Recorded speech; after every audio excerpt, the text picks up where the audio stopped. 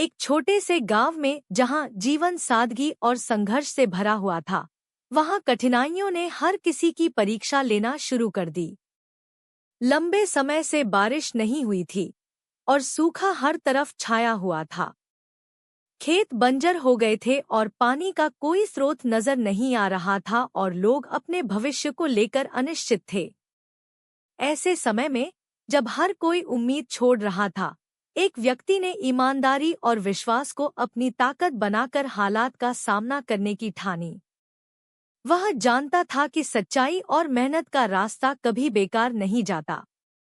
लेकिन क्या यह विश्वास और ईमानदारी उसकी समस्याओं को हल कर पाएगी, या परिस्थितियां उसे झुकने पर मजबूर कर देंगी?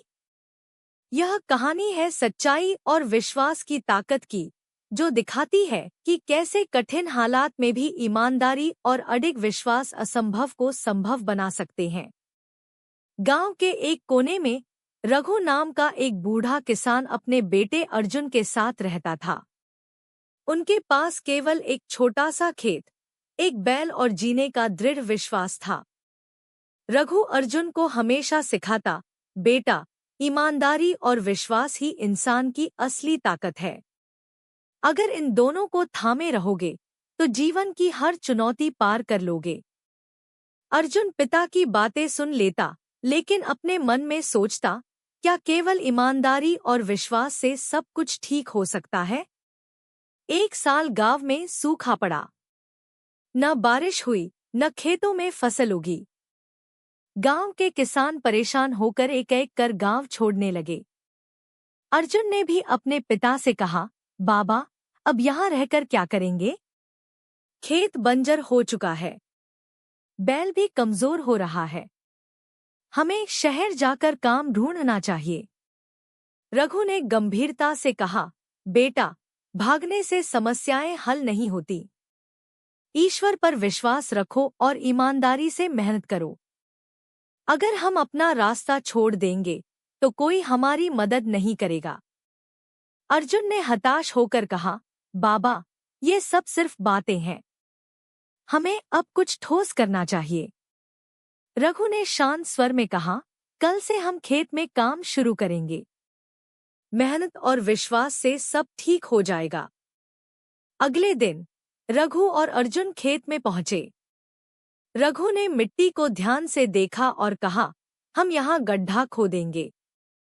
हो सकता है नीचे कोई जलस्रोत हो। अर्जुन को यह बात व्यर्थ लगी। उसने कहा, यह सब बेकार है बाबा, लेकिन आप कह रहे हैं तो मैं मदद करूंगा। दोनों ने गड्ढा खोदना शुरू किया। दिन बीतते गए, लेकिन कोई पानी नहीं मिला। अर्जुन निराश हो गया। उसने कहा, बाबा, कुछ नहीं मिलेगा। हमें अब शहर जाना चाहिए।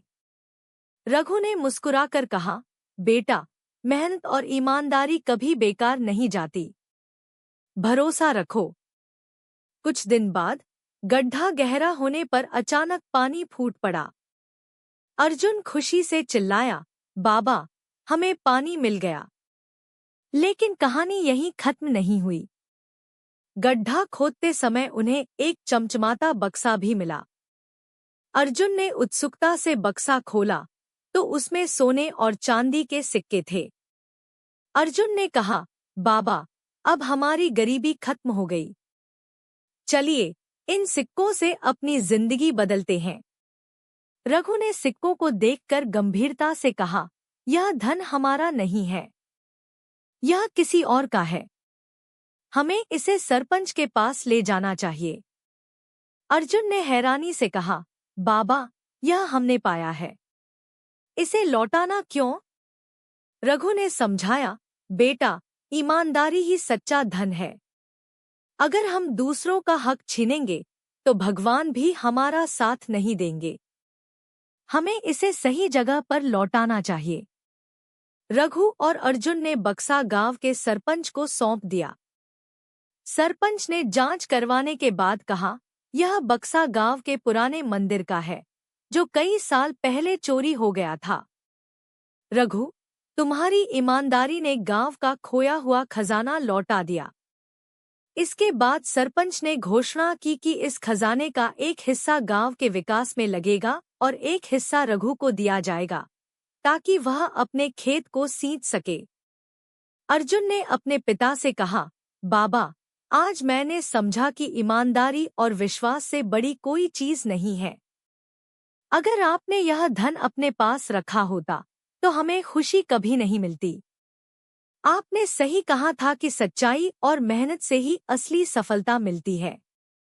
रघु मुस्कुराए और बोले, याद रखना बेटा, जो ईमानदारी और विश्वास के रास्ते पर चलता है, भगवान उसकी हमेशा मदद करता है। रघु और अर्जुन का खेत पानी से लहलहा उठा। गांव वाले उनकी ईमानदारी और मेहनत की मिसाल देने लगे। अर्जुन ने अब जीवन में कभी भी ईमानदारी और विश्वास का रास्ता नहीं छोड़ा। दोस्तों, इस कहानी से हमें यह सीख मिलती है कि ईमानदारी और विश्वास किसी भी कठिन परिस्थिति से बाहर निकाल सकते हैं। सच्चाई और मेहनत का रास्ता भले ही कठिन हो, लेकिन अंत में वही सच्ची सफलता दिलाता है। दोस्तों, चैनल को लाइक और सब्सक्राइब जरूर करें और बेल आइकन को दबाना ना भूलें।